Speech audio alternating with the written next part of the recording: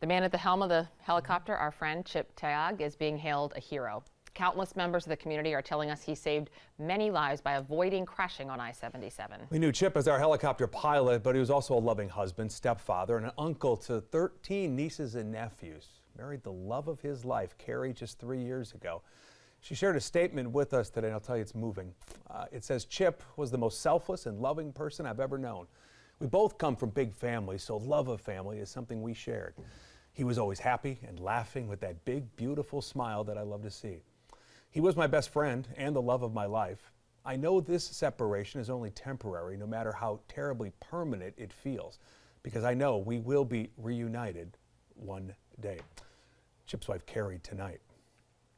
Thank you, Carrie, for sharing that statement with us. It's really good to hear from you. Now, Chip did begin his career as an IT professional before making the switch to fly for a living and joining the team at Total Traffic and Weather Network in 2017, and that's when he became the full-time pilot here at WBTV. Yeah, he didn't just touch the lives of people on the ground, but also those he crossed paths with in the sky. WBTV's Caroline Hicks joins us now live to explain. Caroline? Well, of course, we knew Chip here as a man with a zest for life and someone who loved flying. But it turns out the other helicopter pilots in our area also knew him as someone who went above and beyond his duties of just covering the news to help anyone who needed it.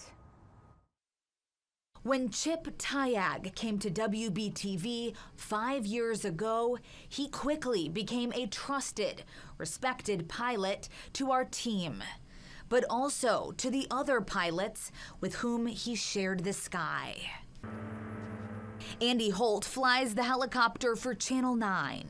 It was just him and me, for 5 years while he was flying here in the same airspace. He says radio conversations started with business. Competitive, of course, and we were competitors, but he always put safety first. Then turned personal. You get on a scene where you're on there for a long time, and conversation can go into personal things, family things. He sent me a picture of his wife, Carrie, when they first got married. He was very excited to be married.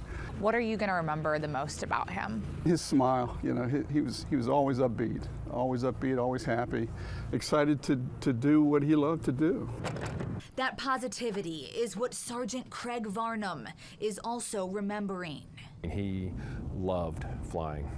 When we flew for the first time together, you could just feel it. Sergeant Varnum flies CMPD's helicopter known as Snoopy, but he also used to serve as a backup pilot for WBTV. I think everybody around him, like I said, was probably better for spending time around him. He loved sharing everything about the helicopter with us, and I understand you helped train him, so did he enjoy learning as well?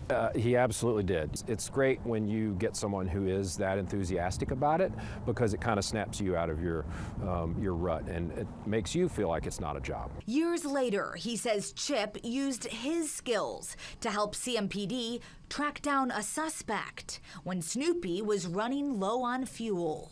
We called him on the air frequency and said, hey, can you help us out? He said, absolutely. So he kept eyes on the suspect vehicle for us. We came back, fueled up, went back.